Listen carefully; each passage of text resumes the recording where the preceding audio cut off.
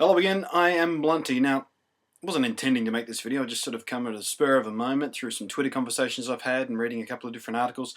There's a marketing firm in Texas, somewhere, that has just released a report where they claim 40% of tweets on Twitter, 40% of the posts on the Twitter social networking servers, microblogging thingy, whatever you want to call it. You know about it, I'm sure by now. I'm BluntNate on Twitter in case you're curious and want to follow me and stalk me in the cyber world. But the, the marketing firm that did this obviously came at it with an agenda, because they chose a relatively small sample size of just 2,000 tweets, which is a drop in the ocean compared to how many tweets go out there every second of every day. It's ridiculously small sample size. And they sort of filtered them into predefined categories, one of which was pointless babble. Now, going into a study like this, going into something like this with a predefined category called pointless babble, shows an immediate bias about what they're trying to prove. But secondly, it's not pointless babble. I mean, yeah, there are a lot of tweets out there and people going, hey, I'm going down to the shops now for a carton of milk.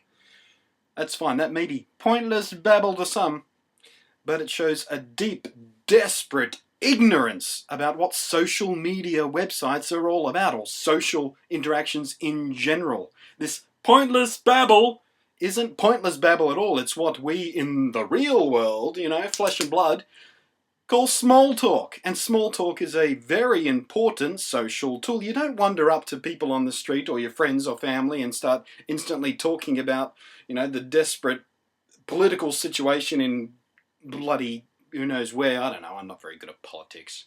Some war-torn country somewhere that's in a lot of trouble. No, you start off with small talk. You're, hey, how are you? How are the kids? How the weather's been lovely lately, and all that sort of stuff. And oh, yesterday, yeah, I went out and yeah, I saw a movie, and that's not pointless babble. That's small talk. That's an important social tool that starts conversations, that builds bonds and familiarity, and is a recognition of the fact that you care about what the other person has been doing with their life. But the whole reason they did it is to get some headlines, really. I mean, if you throw us a report out there that says, you know, Twitter, one of the most popular things on the internet at the moment, one of the most popular, probably the most popular social media interaction thing at the moment, it's gaining ground so fast, and Facebook and all that sort of stuff starting to wane, and people don't give a crap about it anymore, and all that sort of stuff. Twitter's the new big thing, and gee, how do we get headlines? How do we get some publicity? Well, let's do a thing on Twitter.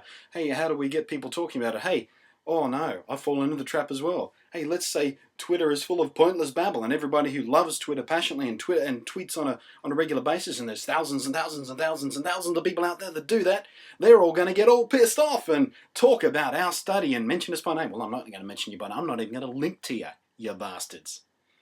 People are that interested in seeing the report for themselves, they can Google it and find it. I'm not giving you any free publicity for going into this with a ridiculous point of view from the start, and just a desperate misunderstanding and blatant ignorance of what it means to socially interact with people.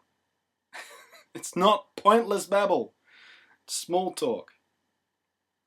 Anyway, I'll catch you next time when I have something relevant and important to say. That's just not off the top of my head because I'm all annoyed at yet another idiot marketing firm.